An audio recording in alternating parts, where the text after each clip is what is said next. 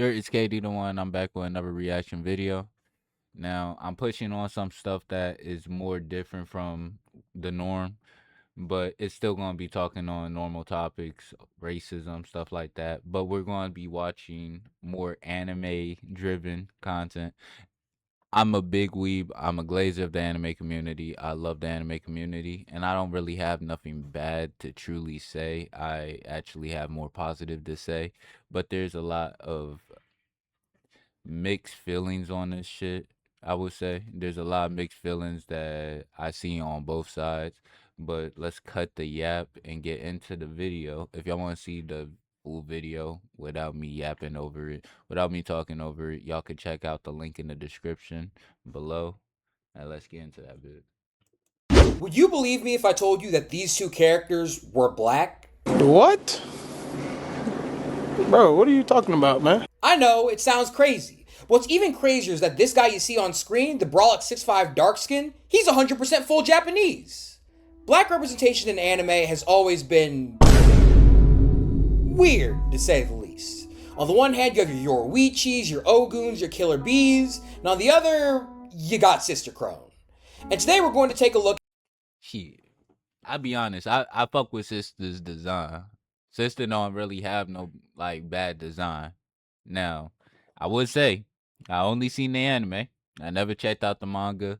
I heard some people glaze the manga was a little bit better, but it was the first anime I think I introduced to my wife, and she fucked with it. She loved Promise Neverland. The second season she said was kind of ass, and it's crazy because she has nothing to compare it to.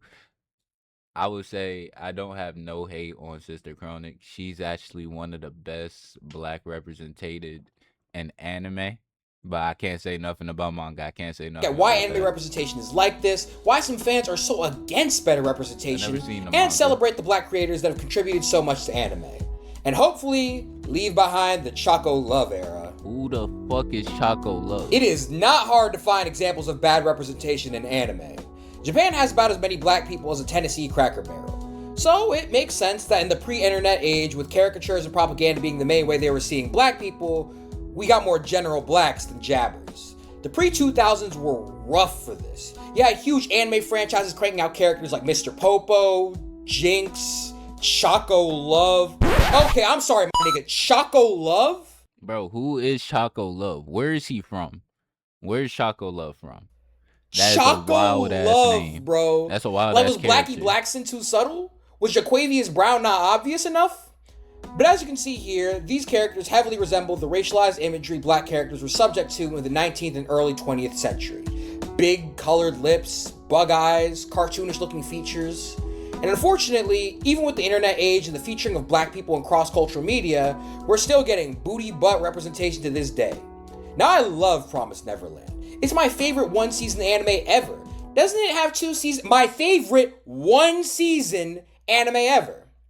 But besides not getting a season 2, my other biggest criticism of the series comes from Sister Crone. Ooh. Now if you're... I ain't even gonna lie. I'm happy I did check out the manga. What the fuck is that? Oh shit. Wait. So this is what I got to see. And this is what the readers got to see, and they telling me that they got a better experience. Oh, hell no. anime only, you might not see why anything's wrong, even though there's plenty wrong there too. But compared to the manga, she might as well be Halle Berry. Just look at it. The shit looks straight out of a minstrel show. Now I was willing to give a little grace to earlier authors because they didn't have internet, but this shit was from 2016. Last I checked, Google wasn't banned in Japan. You couldn't have looked up drawing black people for dummies. Same thing with Darkshine's design from One Punch Man, though he's a bit of a weird case.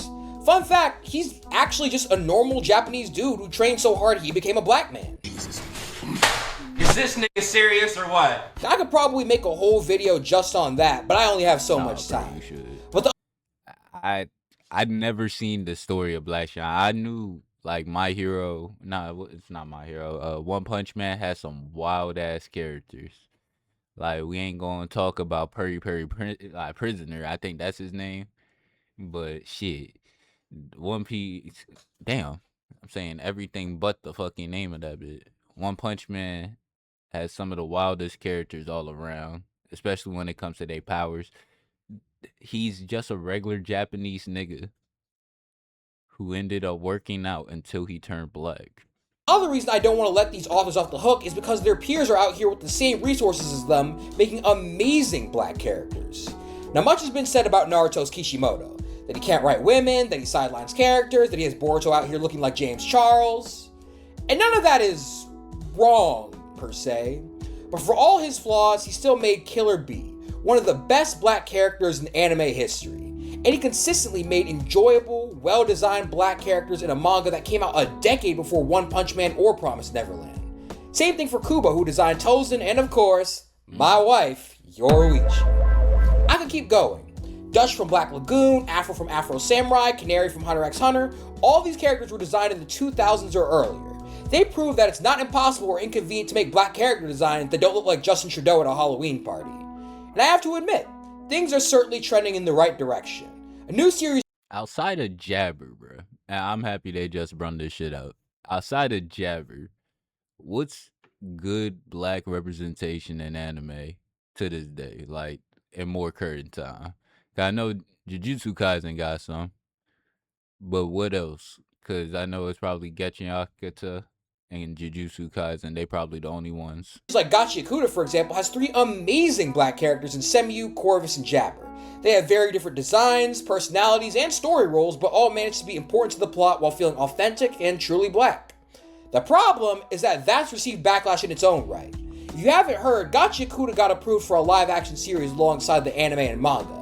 And despite the author's explicit protests, the casting for those 3 characters didn't go great. To keep it short, they got de-niggified. I'm sorry, no, absolutely not. Brother, Nigga-fying your character. what's that? That's Just like if they look at made this. That's not Usopp Semu, that's Samantha. white. That's not. Then they What's gave that? that Asian niggas blackface. Just look at this. That's not Semu, that's Samantha. That's a clear Asian person. That's not Corvus, that's Corduroy. Clear Asian nigga. Gave him the Donald Trump spray. That's not Jabber, that's Jacques. Full But the white. trend of trying to negate or invalidate what good black representation we do get in anime isn't new. With Gachi Akuta, we had people trying to claim Jabber wasn't black, which, You got some pretty good game for a worn out, foul mouthed, butthurt, ratchety, short stack sphere, I guess, bro? But for other series like JoJo's, the same thing has happened with a character like Avdol. Yeah, believe it or not, people have tried to claim that Muhammad Avdol, who has this skin tone and this hair texture, isn't black because the nigga is from Egypt. That shit sounds ridiculous. Well, to you. Now, I'm no geography expert, but y'all do know Egypt is in Africa, right? And shockingly, said African country has a pretty sizable black population. What mental gymnastics do you have to go through to say that a character can't be black because he's from Africa? And Nah, that that last is wild. part, fans deciding who gets Nigga to be can't black, be black 'cause he's that's from where the Egypt. story actually ends and the community problems begin. Now, before we get into this, I want to be clear that for the most part, anime fans have been nothing but kind to me. Like I talked about in my other community deep dives, I've received so much love and support over the years from my fellow weebs, black, white, or otherwise. But my experience isn't everyone's experience, and even mine was pretty 60-40.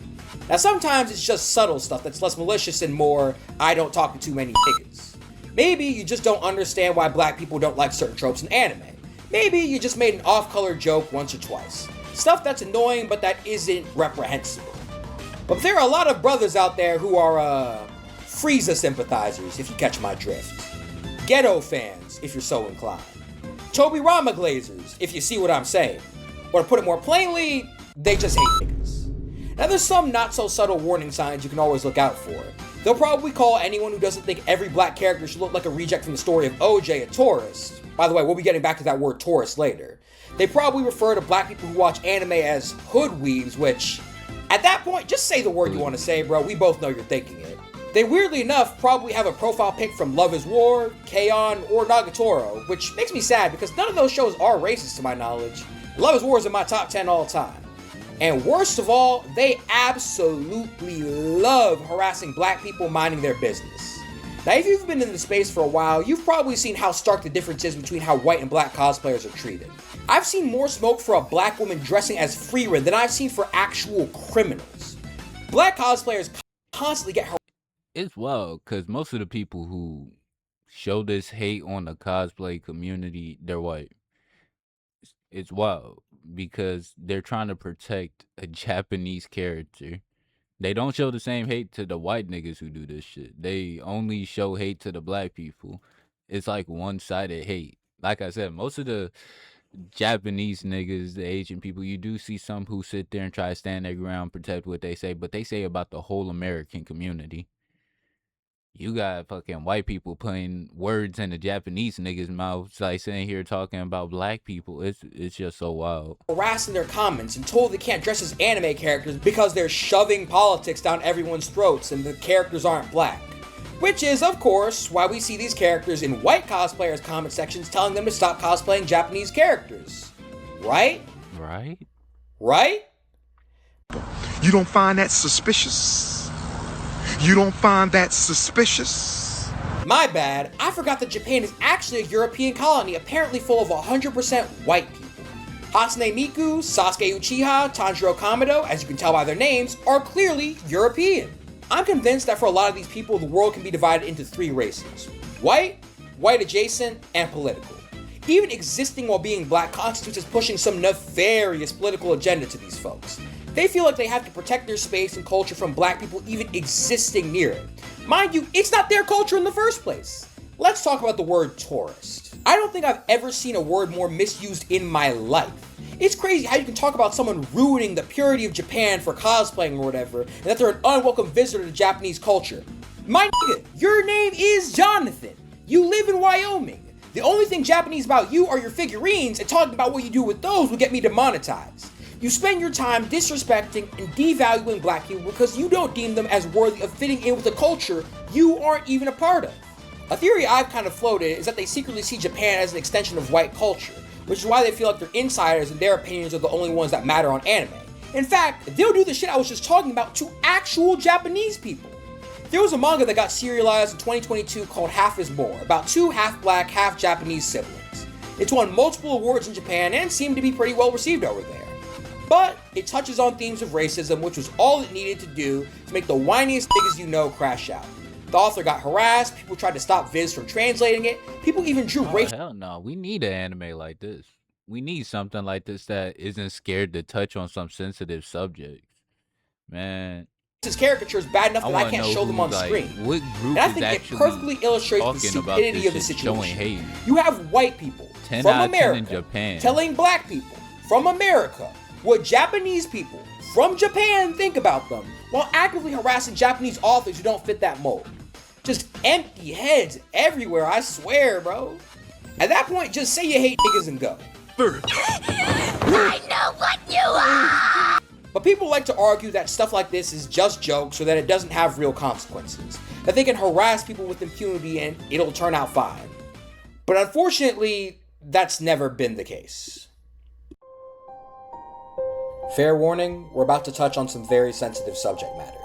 If that's not for you, just skip to the timestamp on screen. In November 2025, black cosplayer Ashley Gale Paxton, better known as Squid Kid, passed away at 19 years old after sustained racist harassment. According to everyone who knew them, Ashley was a bright light in the cosplaying space, social media, and just day-to-day life. And what's been messing with my head is that they were only 1 year younger than me. I've had my own struggles with depression, and I know that having a great support system is the only reason I'm still here.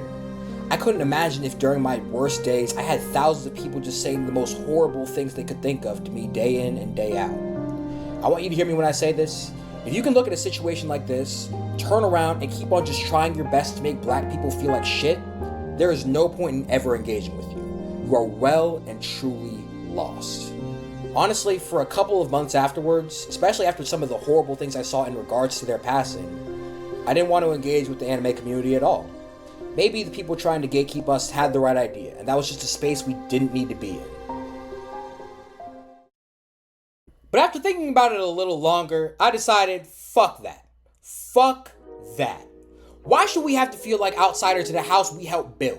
Why should we feel like we're doing something wrong for celebrating the medium that gave me and other people a space to call home? Black people have given and continue to give so much to anime, whether that's the hip-hop influences present in a show like Don or Samurai Champloo, or as I like to discuss, what we've given to the community. People talk a lot about the great shift when it finally became mainstream to like anime without getting clowned in public, but a huge reason that happened was due to creators like RDC World 1. Just on YouTube alone, they've managed to rack up a lot of black creators out there that still fuck with anime, that still thinks that shit's smooth, and a lot of people who never even seen it, people who never even watch anime a day in their life, they still know a lot of these black creators.